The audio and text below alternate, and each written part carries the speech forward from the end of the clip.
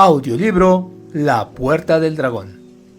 La iniciación de un maestro taoísta. Capítulo 14. El sueño del universo. Los maestros taoístas y su discípulo permanecieron en el monte Omei durante varios días hablando de taoísmo con el anciano mago. Cuando Guan Liping y el anciano se encontraron por vez primera, había una diferencia de más de un siglo entre sus respectivas edades, pero ambos eran niños en el taoísmo.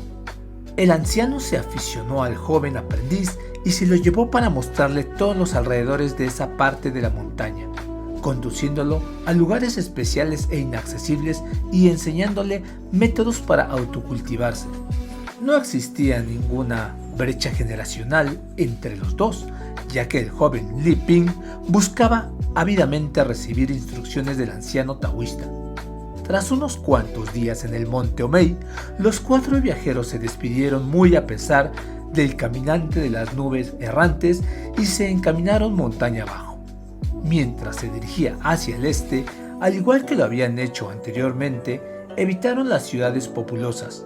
Tomando carreteras secundarias, visitaron todas las montañas y los lagos más singulares que encontraron por el camino, cultivando las prácticas taoístas, realizando obras de caridad y buscando adeptos para el taoísmo. Al mismo tiempo que viajaban, les sucedieron numerosas experiencias. Finalmente, tras un viaje de miles de kilómetros, llegaron por último al monte Lao, la caverna principal del mar donde los 3 ancianos magos habían vivido permanentemente antes de que encontraran a Guan Liping y habían estado ausentes durante 7 años. La montaña y el mar eran la misma montaña y el mismo mar, con las olas batiendo la base de la montaña, el ruido de los rompientes, los vientos de la montaña soplando en los bosques, oleada tras oleada de pinos. Todo era muy familiar para los 3 ancianos magos. Ahora, sin embargo, no percibían la misma emoción que solían sentir en el pasado. En cambio, se sentían dominados por ciertas emociones. La mansión de la pureza suprema no tenía ya la magnificencia de antes, y los sacerdotes taoístas habían desaparecido hacia quién sabe dónde. Las 9 mansiones y los 8 observatorios presentaban el aspecto de desolación que siguió a la depredación. Incluso en las cavernas de montaña donde la gente no solía llegar nunca, no pudieron encontrar rastro de ningún compañero taoísta. Viendo todo esto, pudieron apreciar de alguna manera la amplitud de la ola de opresión que les había alcanzado y cuán profundos habían sido sus efectos. Al llegar a la caverna de la eterna primavera, los 4 encontraron numerosas enredaderas y plantas trepadoras colgando sobre la boca de entrada. El interior de la cueva estaba oscuro y sombrío. Los 4 pasaron al interior. El caminante de la pura serenidad encendió una lámpara y quitó el polvo a los utensilios que había en el lugar. Le dijo a Guan Liping que este era el lugar donde su antepasado espiritual, Xiu Changchun, había practicado el trabajo interior y donde ellos, sus 3 maestros taoístas, lo habían practicado también. Guan Liping ayudó a su mentor a limpiar el lugar y poner las cosas en orden. Mientras los 3 ancianos maestros echaban una ojeada por toda la caverna, al verla como antes, se sintieron emocionados, recordando cómo habían tenido que partir 7 años atrás para ir en busca de un transmisor. En el espacio de unos pocos años, habían sufrido incontables vicisitudes y penalidades, incluyendo las dificultades de enseñar a un aprendiz mientras encaraban los cambios que sucedían en el mundo. El desastre se había apoderado del pueblo. El budismo y el taoísmo eran perseguidos y la nación había llegado al borde de la destrucción. La única cosa que tenían para ofrecer como solaz a los espíritus de sus antepasados era el hecho de que en medio de este caos y miseria y mientras sobrellevaban un estilo de vida de fugitivos, se las habían arreglado para localizar y entrenar al transmisor de la 18ª generación, quien heredaría, diseminaría y traería a la luz los tesoros del conocimiento acumulado durante más de 1000 años por la rama de la puerta del dragón del taoísmo de la completa realidad. Este era el único punto de luz en medio de aquella oscuridad. Muy consciente del estado emocional de sus maestros, el joven Guan Liping se inclinó ante cada uno de ellos y sugirió que salieran para cambiar de ambiente. Una vez fuera de la caverna, limpió una roca plana y cortésmente ofreció al maestro más anciano un asiento. Uno de los mentores reprendió a Liping por su conducta tan inusualmente formal, como si estuviera tratando con un gran personaje. Todos se rieron, lo que disipó las nubes de tristeza y que se habían cernido sobre ellos. A medida que los maestros se sentían bañados por la luz solar y la brisa de mar, rememorando su antiguo encanto, el caminante de la pura serenidad le dijo a Guan Liping: «Te vamos a dejar ver una de las herencias de la puerta del dragón». Señaló hacia la boca de la caverna y en un abrir y cerrar de ojos, una tortuga color blanco puro salió arrastrándose. Los ojos de Liping se iluminaron. Deseaba levantar a la tortuga, pero su mentor lo detuvo diciendo: no la muevas». La tortuga era pequeña, del tamaño de la palma de la mano, pero podía arrastrarse con bastante rapidez.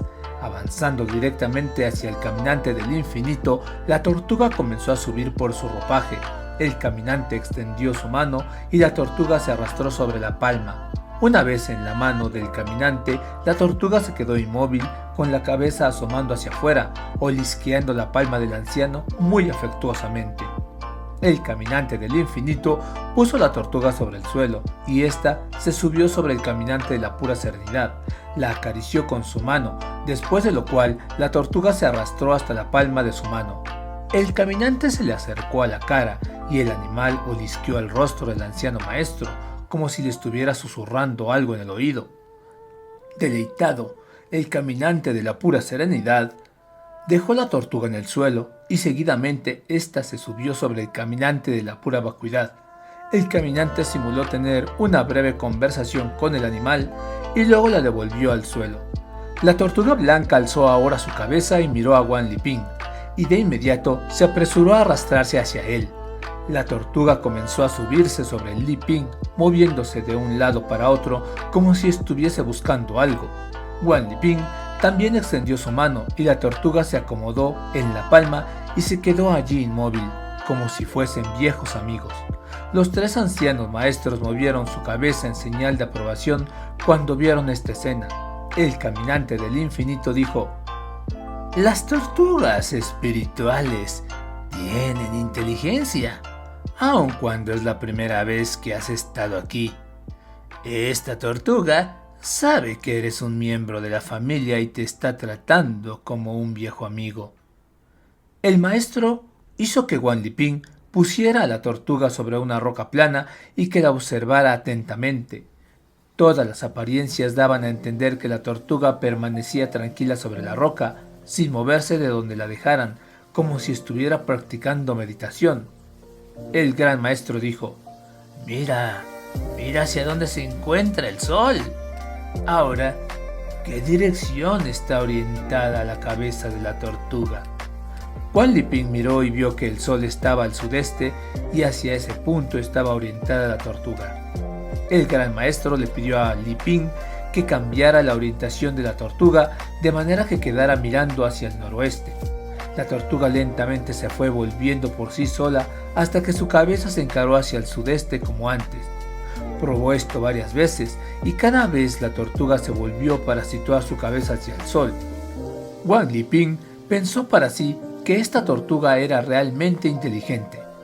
El gran maestro le dijo a Liping: «Esta tortuga es más vieja que la suma de los años de todos nosotros. Es ya una anciana con más de 680 años de edad». Liping balbuceó involuntariamente. Ahora observó a la tortuga bajo una nueva luz. «Ella es el tesoro de la puerta del dragón», continuó el maestro. «Nos la han ido pasando nuestros antepasados espirituales desde ya hace 12 generaciones. Durante 680 años, esta tortuga ha estado absorbiendo las esencias del sol y la luna, obteniendo la ambrosía del cielo y de la tierra, sumiéndose en la unidad con la naturaleza y armonizando con el camino que circula por todo el universo.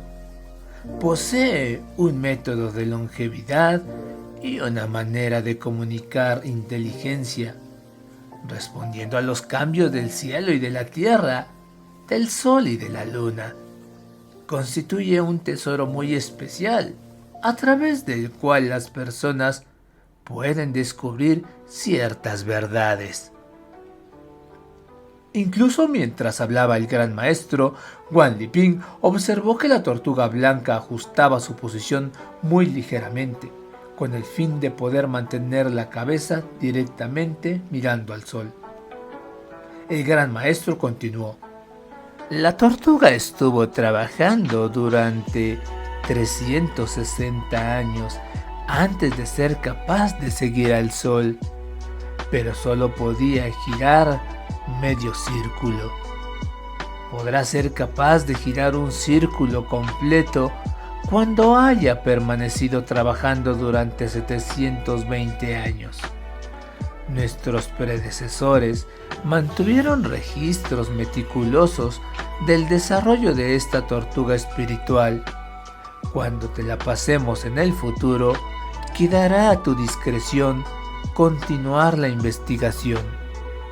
Esta es una de las responsabilidades que te estamos transfiriendo». Guan Liping asintió con la cabeza haciendo un gesto grave. El caminante de la pura vacuidad señaló el dorso de la tortuga y le dijo a Guan Liping que observara cuidadosamente a ver si encontraba algo especial en él. Mirando muy detenidamente, Liping vio que el dibujo sobre el caparazón de la tortuga era en realidad extraordinario. Después de examinarlo, resultó ser un esbozo del diagrama de los 8 trigramas. ¿Es este patrón de los 8 trigramas natural? ¿O hecho por el hombre?, preguntó Guan Liping sin poder evitarlo. El caminante de la pura vacuidad dijo: ¿qué habría de extraordinario si fuera un patrón hecho por el hombre? Lo interesante acerca de esto es que se le formó naturalmente, correspondiéndose con los 8 trigramas. Esto nos hace reflexionar profundamente en la realidad de la inspiración de la naturaleza subyacente en la invención de los 8 trigramas. Preguntémonos también cómo esa disposición vino a darse sobre el caparazón de la tortuga. Aquí tenemos que pensar en la evolución de un espacio aún mayor. En realidad esto es un reflejo de la fuerza del espacio. El espacio tiene 6 direcciones: arriba, abajo, adelante y detrás, izquierda y derecha. Cada dirección posee una fuerza existente en ella, y de ahí se deriva el cambio y la combinación, la armonía y la posición, el beneficio y el daño. Cuando incluimos el Sol y la Luna como generadores de fuerzas potenciales que influencian sobre todos los seres, su número se eleva a 8. Siempre que estas fuerzas actúan sobre una superficie plana, forman el patrón de 8 trigramas. Esta es la razón por la que nuestra comprensión de los 8 trigramas tiene que ser cúbica y no plana, en 3 dimensiones y no en 2. Esta es la forma de acercarse al estudio del I Ching.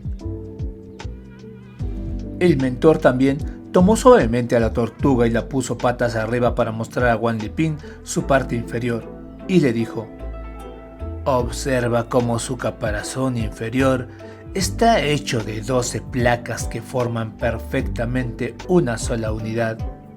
Esta totalidad puede ser interpretada numéricamente tomando el número 12 y haciendo que corresponda con las 12 ramas de tierra calendárica, es decir, los 12 meses y los 12 canales principales de energía. Esto también tiene un profundo trasfondo, el cual se origina en el universo mismo. A este respecto, nosotros dos somos estudiantes del Gran Maestro. Pídele a él que te lo explique.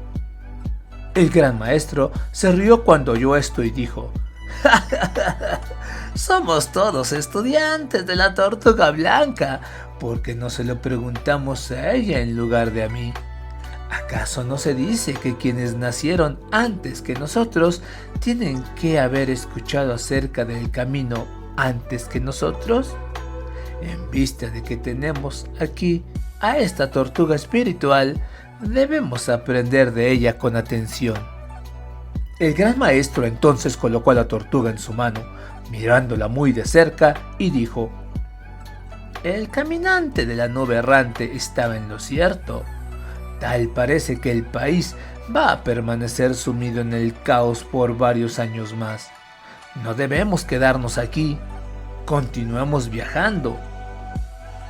¿Y qué pasará con la Tortuga Blanca?, preguntó Wang Liping. La Tortuga Blanca se cuida a sí misma. Está más a salvo que nosotros. Llevémosla con nosotros. Así yo tendré otro maestro. Muy bien. Al mismo tiempo que hablaba, el Gran Maestro le pasó a la Tortuga Blanca a Wang Liping. El joven aprendiz estaba encantado. Ahora tendrían otro compañero para el camino, una tortuga blanca de 680 años. Descendieron por la montaña y se encaminaron hacia el norte. Mientras viajaban, sin importarles las condiciones externas, la tortuga blanca permanecía inmóvil dentro de un saco de tela, practicando tranquilamente el autocultivo. Cuando los hombres descansaban, dejaban que la tortuga saliera y entonces jugueteaba con ellos. La tortuga no comía ni bebía y no eliminaba desperdicios. Parecía que estuviese practicando un ayuno para conseguir la longevidad.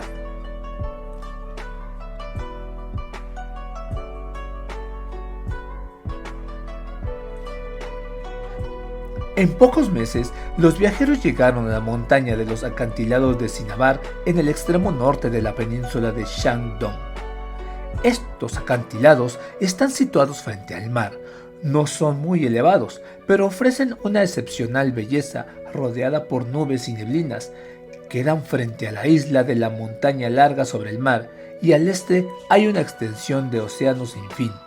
Cuando el sol de la montaña se levanta por el este, el agua del océano brilla como el cristal, el cielo es de un azul profundo, el agua y el cielo fundidos en un único color con un rojo sol colgando en el medio. Todo ello compone una vista sencillamente de ensueño. En días ventosos, el agua del mar se encrespa, erosionando ligeramente la arena y las rocas debajo de los acantilados. Tan suavemente como una madre acaricia a su hijo, las paredes del acantilado son afiladas como espadas.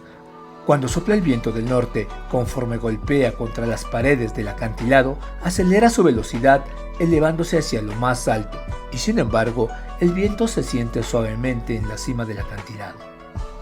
Existe un pabellón en la cima del acantilado llamado Pabellón Penglai. Un lugar muy famoso, se destaca claramente contra el trasfondo del mar y del cielo. Algunas veces queda envuelto en la bruma marina, adquiriendo un aire de algún lugar en otro mundo. Cuando uno sube al pabellón y dirige la mirada a la distancia, la brisa marina refresca los pulmones y masajea el rostro, produciendo un sublime sentimiento de serenidad, gozo y luminosidad. Con el mundo y todos sus honores y desgracias olvidados, uno parece haber quedado transformado en un ser inmortal más allá de lo terreno. Debajo de los acantilados del sudeste se encuentra una base naval, construida por un destacado almirante de la dinastía Ming. Las paredes conservan la forma original, aún después de cientos de años. Esta región era muy próspera en tiempos de la dinastía Tang. En la dinastía Ming fue una base naval importante. En tiempos modernos, su categoría es inferior, pero la belleza del pabellón Penglai se mantiene sin menoscabo y es un lugar de expansión para viajeros. Cuando los tres ancianos y su discípulo llegaron aquí en el curso de su viaje, tuvieron que contemplar, sin embargo, algo muy distinto a lo que suelen ver los turistas ordinarios. Por causa de la revolución cultural, los templos de la montaña habían sido clausurados. Los 4 taoístas no fueron a ninguno de los templos y tampoco escalaron hasta donde se encontraba el pabellón Penglai. En vez de eso, eligieron un lugar de la cima de la montaña y se sentaron allí frente a la luz del cielo y al mar color de agua marina y comenzaron a practicar la contemplación. Desde la perspectiva humana, los océanos son un misterio eterno e insondable. En esta contemplación, los taoístas trataban de descubrir visiones extrañas sobre el mar. Los 4 se sentaron en línea, con los ojos cerrados consolidaron sus espíritus y trabajaron su poder interior. Abriendo los ojos gradualmente, fueron extendiendo las manos hacia el mar lentamente, levantándolas verticalmente con gran lentitud. Todos sus cuerpos vibraban muy suavemente, casi de forma imperceptible. Con estos movimientos enviaban una fuerza singular, extraordinariamente grande, hacia la superficie del agua. El caminante del infinito comenzó a trabajar mentalmente una fórmula secreta, al mismo tiempo que dominaba cierta clase de poder extraordinario. La tortuga espiritual yacía tranquilamente al lado de Wang Liping, no se movía, también ella se hallaba esperando cambios sobre la superficie del agua del océano. Al principio, la superficie del mar no mostró ningún cambio en particular, las olas no se levantaban, pero un vapor oceánico comenzó a elevarse en forma de nubes y niebla, cubriendo una vasta extensión. Poco tiempo después, la niebla marina comenzó a hincharse y a expandirse, formando gradualmente una pared de niebla. Entonces, poco a poco comenzaron a moverse cosas dentro de la pared de niebla, sombras delicadas que parecían formar imágenes de cosas. Con un escenario ora claro, ora oscuro, se veían cumbres de montañas, se veían edificios, carrozas y caballos, y había gente. Todo parecía flotar muy airosamente, ahora parecía ilusorio, ahora real, como en un sueño o una alucinación que cambia inconscientemente. Los 4 taoístas comenzaron a reafirmar sus espíritus y a enfocar sus ojos, examinando cuidadosamente los detalles de la visión, observando cómo cambiaba y se desarrollaba esta, utilizando su mente para percibir, empleando el espíritu para leerla. La visión era preciosa al principio, como un antiguo paisaje sobre un pergamino chino. Entonces hubo un cambio en el viento y en las nubes. Después apareció un conjunto de picos de montaña escarpados y peligrosos. Súbitamente, las montañas se invirtieron y los seres humanos surgieron como en una ola oceánica. aplastándose unos a otros. Luego se volvieron a invertir, lo mismo que había ocurrido con las montañas, colgando por debajo de las carrozas y de los caballos. Las montañas se convirtieron gradualmente en unas cuantas torres altas y delgadas, meciéndose de un lado a otro, y luego, de repente, cayendo y disolviéndose. En breves momentos surgió otro banco de nubes, y un barco de vela salió de entre ellas lentamente. Alrededor de la nave no había olas de mar, parecían más bien hordas de ovejas con gentes que las iban conduciendo hacia adelante, y a las ovejas les surgieron dos alas, una era larga y la otra era corta, como si hubiese sido rota. Todo esto era muy extraño. Todas estas imágenes fluyeron y se perdieron, y entonces apareció una nueva escena, una visión de la China del Sur, con sus arrozales, casas de tejas, bueyes trabajando en los campos, niños jugando en los poblados, una ola de imaginación energética portando paz y tranquilidad. De inmediato, en un abrir y cerrar de ojos, las casas se convirtieron en una locomotora y en un tren, los cuales saltaron dentro de las nubes y desaparecieron en la lejanía, flotando hacia quién sabe dónde. Los maestros y su aprendiz detuvieron el ejercicio y las visiones sobre el mar desaparecieron sin dejar rastro. La superficie del océano se hallaba reposada y sin crestas, como antes. El cielo volvió a ser de un azul claro. La luz solar se derramaba por todas partes, haciendo brillar las ondulaciones del agua. La expresión de los ancianos magos era de gran seriedad.